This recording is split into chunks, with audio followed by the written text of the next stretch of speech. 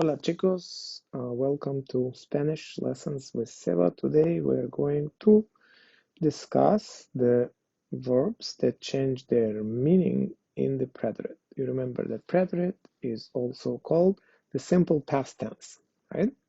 So it's the things that change in a particular moment. So if you say I ate at 3 o'clock, that would be the perfect example of the preterite or the simple past.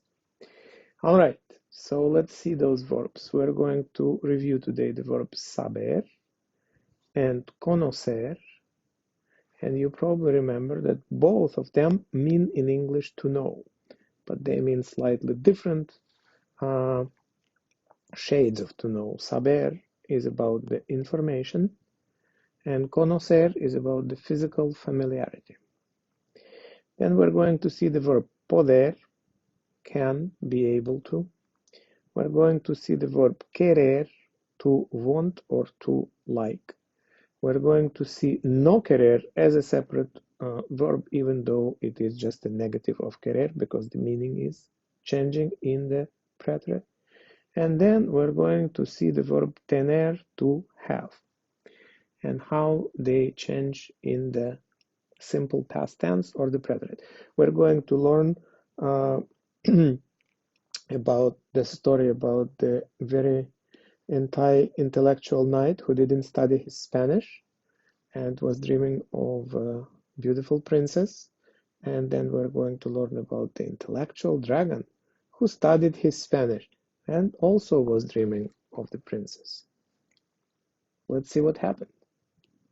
All right, so once upon a time there was a princess, and unlike other princesses, she didn't want to just meet a beautiful prince, she wanted to be a librarian. So she was slightly a different princess, so she loved reading books. She studied her Spanish, she studied verbs, and she was progressing quite well.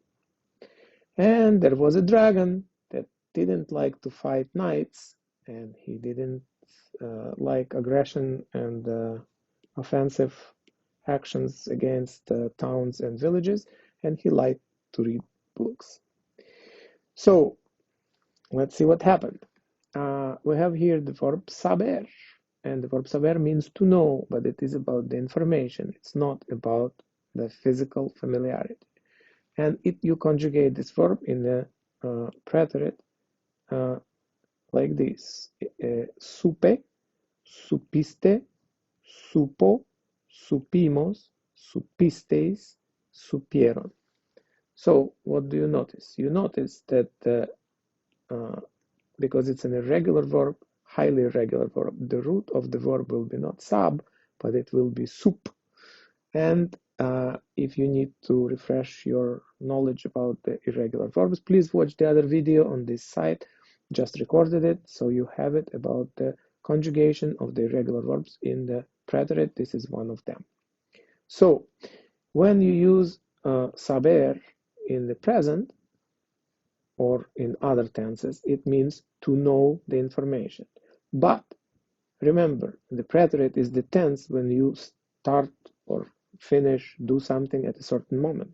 So when you start knowing something at a certain moment, what does it mean? It means you find it out. So saber in the present and other tenses means to know, but in the preterite, the tense that we're reviewing now, it means to find out. So you have here the sentence, supe que la princesa no está aquí.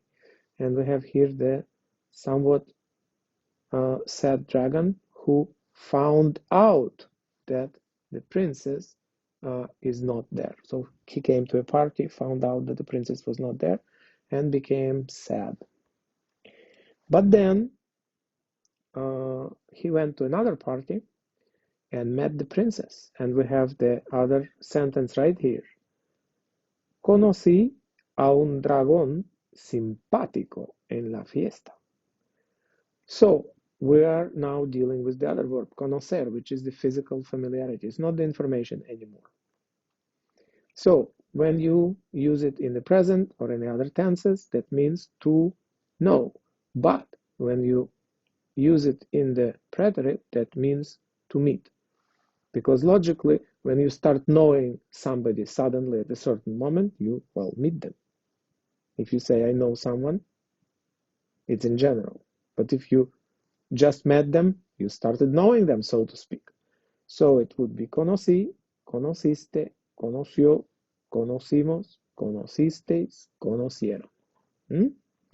So the sentence, conocí a un dragón simpático en la fiesta, would be, I met a nice, likable dragon at a party. And this sentence, supe que la princesa no está aquí, means I found out that the princess isn't here.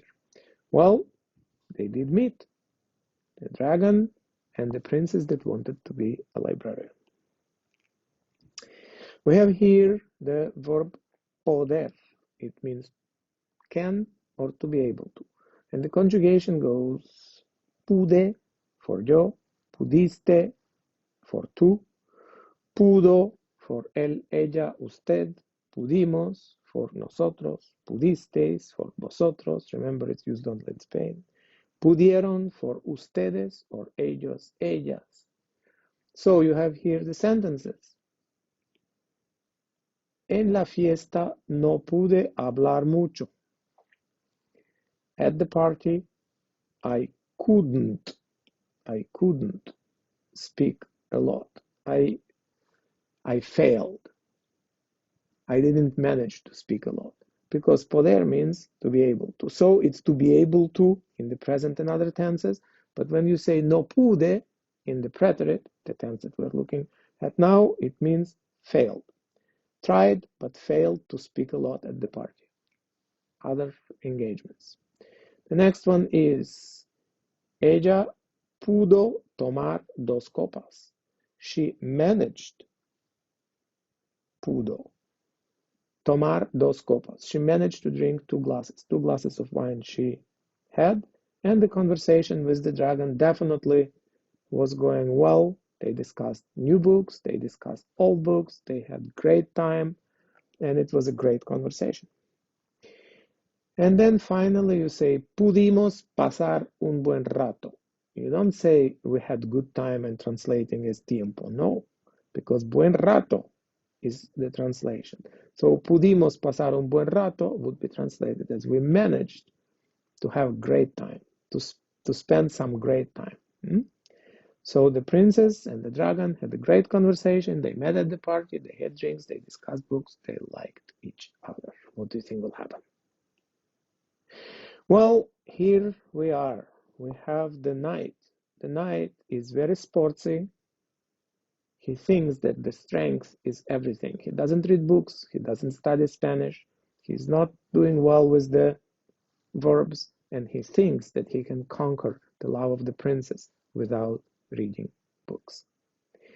All right, so let's see here the verb querer. And the verb querer means to like, to love, or to want. And the conjugation is quise for yo, quisiste for tú, quiso for él, ella, usted, quisimos for nosotras, nosotros, quisisteis for vosotras, vosotros, used only in Spain, quisieron for ustedes and ellas, ellos. So you have here sentences. For example, la princesa quiso ser bibliotecaria. The princess wanted to be a librarian, but if you use querer in other tenses, that means to want. But if you use it in the preterite, that means to try. So the whole point is that not only she wanted and did nothing for it, no, she actually really tried. So la princesa quiso ser bibliotecaria. Note that in English, for the bibliotecaria as a profession, you need the article, but in Spanish, you don't need the article in this case.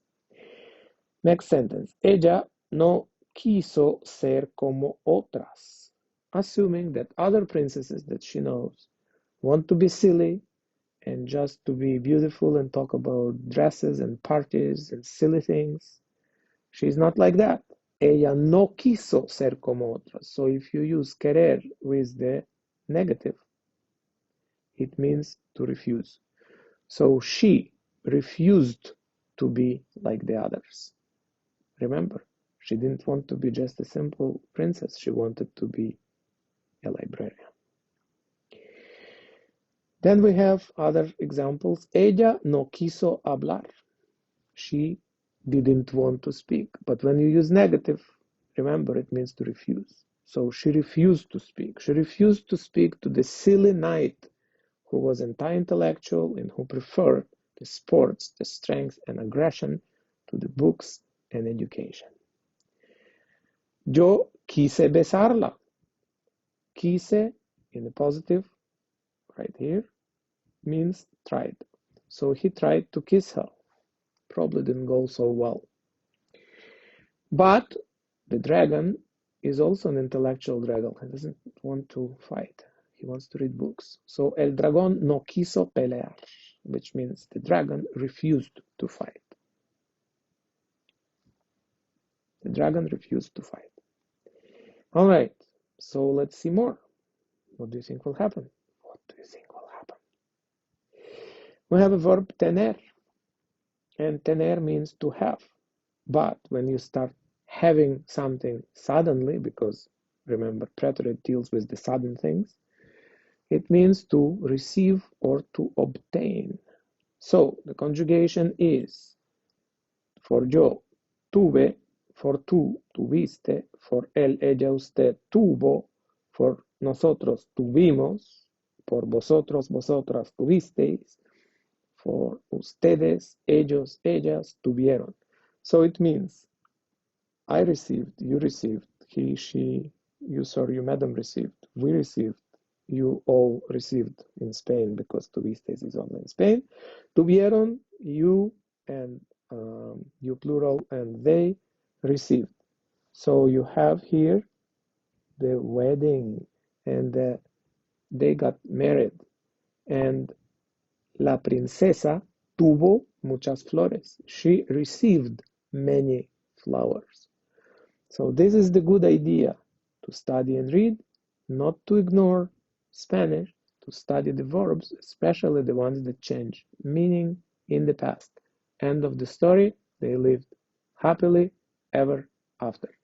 I hope you like this lesson. I hope you learned something about the verbs that change their meaning in the preterite.